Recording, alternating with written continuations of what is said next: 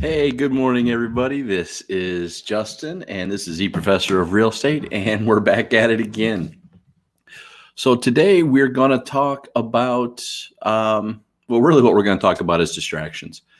But what we're going to do this from is talking about this from in regards to lessons I've learned throughout the way, and really where I learned this lesson was really from a very unique place, a very interesting way of learning these lessons. And it only took me a couple of years after learning them to actually realize where the lessons had come from. And today, what we're going to do is really start this off by kind of giving you a little story.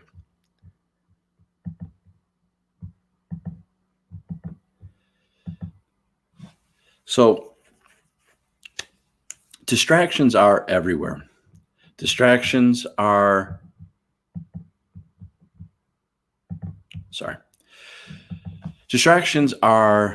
everywhere, right? Distractions are all around us. They come in many forms. They come at us in such different ways. And in real estate specifically, there's a lot of tantalizing approaches that come around, right? We're going to start seeing very soon convention season start popping up, and you're going to see vendors all over the place offering you new sparkly objects. You're going to see Christmas bonuses, deals, sales, whatever start coming out. We're going to start seeing these things come out. We're going to see these shiny objects, right? Shiny object syndrome, which is kind of what I designate as the squirrel syndrome. I'm going to tell you about that here in a second and why I call it the squirrel syndrome. But you have all this out here, and they're just there saying, use me, right? And it's great. Not that anything out there is going to be bad for you. Not that anything out there is going to not help you. But it could actually hurt you. And I don't mean it's going to hurt you because you went after it and it didn't work. I more mean it's going to hurt you because you went after it, or you have so many of these, you're failing to make a decision. And that's where the conversation for me comes into play today. I had a dog. She passed away a couple of years ago, but I had a dog for 14 years. Her name was Freya. And we would go on walks every day. And we'd walk around, but specifically on the weekends, we would take longer walks, and we'd walk through parks, and we'd walk through woods and stuff like that. And she enjoyed it. She was a black lab, a gorgeous black lab. And what we would do is take these walks, and it was always fun for me because even though technically I probably shouldn't have, I would let her be off the leash in certain areas with no people around, things like that. So she could kind of scamper around and have her fun. And one of the things that she loved to do was chase and tree squirrels. She would love to do that. She would run after them, come back, be happy as can be, come back to me, and then she'd go find the next one. Right? It was a lot of fun for her.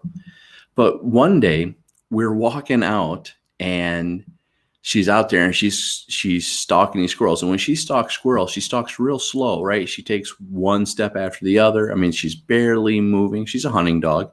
So she's barely moving. She's barely doing these steps. And she's chasing a squirrel, and she's getting ready to chase, right? She's getting close. But the problem that happened was when she came to that moment, another squirrel came in her periphery. And what happened here was she got frozen. She got stuck because she didn't know which way to go. You could kind of see her slowly moving her head back and forth. And I could just kind of imagine what's going in her head going, okay, which one do I chase? And she was, I would say, literally frozen. She was frozen, stuck in that position. It, for me, it felt like 30 minutes that she was sitting in that position. I'm sure it was 30 seconds, but she was in that moment. And she couldn't move. She couldn't pick that decision, right? She didn't know what to do. So what I did is I came out and I walked up to her really slow, because again, if I walk up too fast, the squirrels will scamper and she'll lose her fun. So I walk up real slow to her, and I just slowly reach my leg out, and I kind of nudge her on her back leg, right? I just give her a little, I won't say a kick, but just a little push.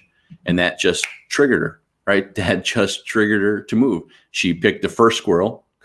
Funny enough, she picked the first squirrel she was stalking, and she chased it. But what kind of amused me afterwards was the other squirrel was still there. I said, okay, well, you didn't go after me. I'm good. I'm going to still do my thing. She turned around, saw that it was still there, went after that squirrel, chased that. And then she came back to me. She came back to me and she was happy as could be. And she wanted to move on and do her next thing. And it was fun, right? It was a lot of fun to watch her do that. And I just kind of chuckled. For me, it was an amusing thing. And then I was relaying this story to a mentor. And I kind of realized, not only, I go through the same thing. I go through the same thing all the time. We have all these objects that are taunting us, and they're multiples at the same time. When I'm doing my training, speaking, coaching for realtors and things like that, I have other things. Okay, oh, I really want to do this. Oh, I really want to do that. Oh, I really want. Well, okay, no, let's do one thing. So it was amazing to me to realize, everywhere there are lessons to be learned. So really quick, what we're going to do is just kind of talk about 5 lessons I learned from that small story, the 5 lessons that I got from there. And we're going to just kind of go from there and discuss those just shortly. This isn't going to be a long one. This is going to be a relatively short one. So the first lesson I got taught by this is to be careful. Don't get stuck looking at too many options, right? Don't worry about all the options that are in place that are out there. Don't worry about all these people that are going to be trying to chase after you, especially right now. You're going to get a lot of them. We're going to get a lot of them. The next 2 to 4 months, you're going to get pounced by a lot of folks. Don't worry about it. One of my common things is master one thing, move on to the next. And that's how I teach most people, right? If you have something, master it, move on, do those kind of stuff and do that. But if you want to do it, just be okay to pick one thing. That's the second lesson. Pick the path, right? Don't be afraid. There are many options out there. And I'll be honest with you, probably none of them are wrong. None of them are going to be wrong as long as you consistently go after it. Now, it might not be for you. You may discover in the end it's not your preference, but it's not going to be a wrong. So just pick that path. And I'll give you a quick example for that. One of the things that I've done is I've done a lot of different marketing in real estate. And I probably have gone through the gambit of arsenals, right? I started because everyone told you got to make phone calls. So I got on the phone. I'm calling expired cancels. I'm calling everybody I can possibly call. I'm calling. And I'm hating every minute, but I'm told to do it. So I'm calling. And it worked. It worked fine. It worked okay. But for me, I was continuously stressed, right? At the end of the day, I won't say tired because I had a full day. I was tired because my stress levels were so high when I get on the phone call, I just finally got to relax. And it drove me nuts, right? So then I decide I am going to door knock. I'm going to door knock because I was told door knock. So I start door knocking, and that worked great. And that worked awesome for me. The stress wasn't high because I could knock on doors. People aren't typically as rude to you when they're face to face, whatever it is, that barrier, that lack of barriers, whatever it may be. They're typically not as rude to you. They may be curt. They may not be pleasant, but they're not just rude. And who knows if the phone calls, they were rude or not, if it was just my nervousness, who knows?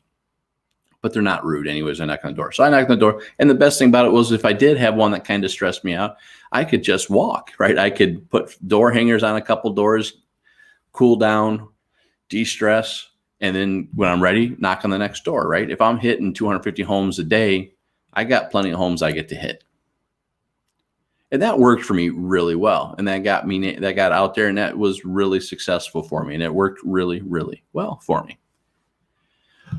And I continue to do that, but then people were starting to teach more about internet marketing strategies. So I jumped on that because I am the big old nerd. I am the tech guy. I understand how that stuff works. I said, okay, yes, that will be fun. Let's try that. And that's where things exploded for me. When I actually went out there, I went after it full force, right? I started putting ads out there. I started putting posts. I started doing all these things, and it worked for me very well. And I built my database from 400 to 1,600 in about 18 months. And that was awesome. Now, with all that being said, is you can sit there and say, but you didn't pick a path. Well, no, I did pick a path. My first path was making phone calls, and I did it. I didn't do anything else at that point in time. I did the phone calls.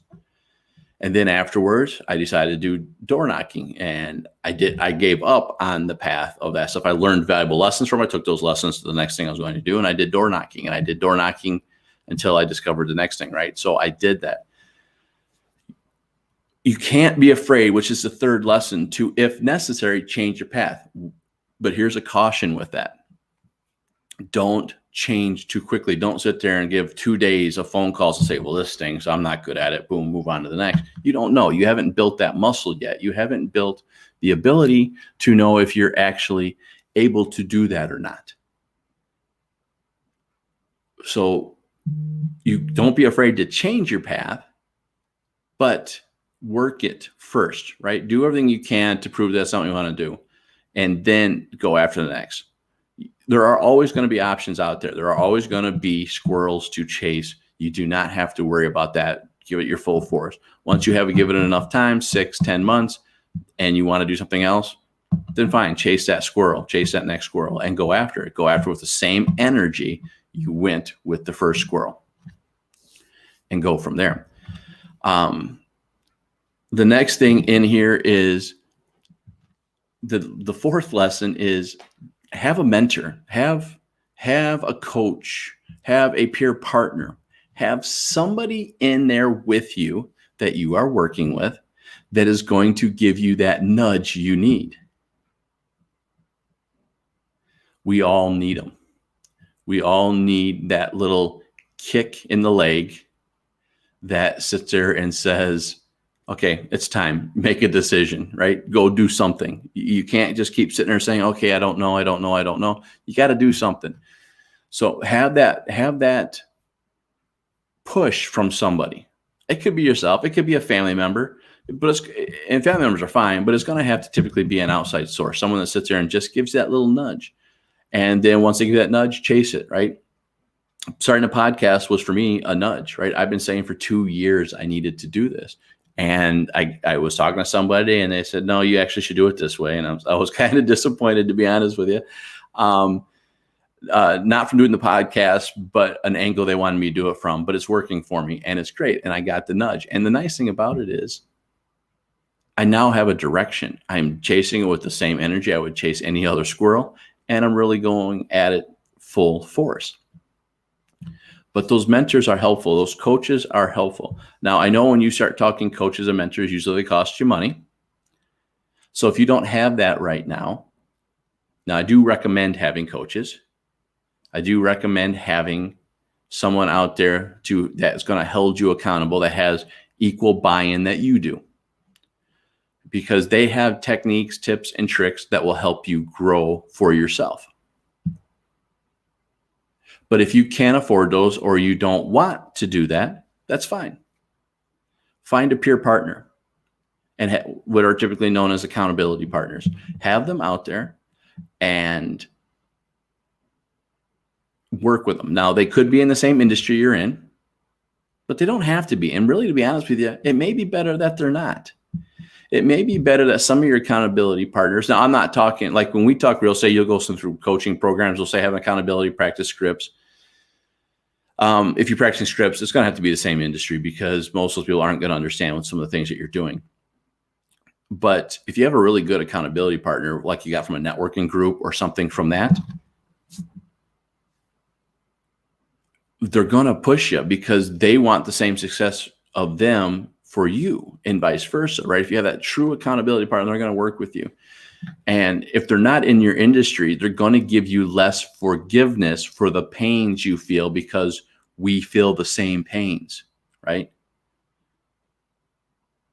I don't want to make those phone calls today. Yesterday was brutal. Yeah, and right?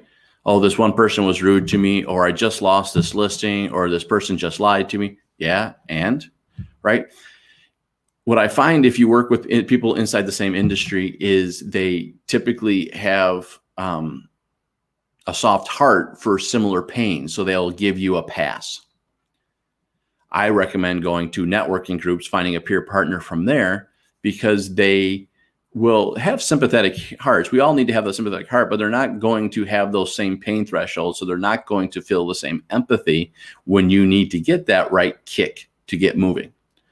So use the same industry if you have to. I have really no problem with that, but I would encourage going outside and looking for a peer partner outside that way.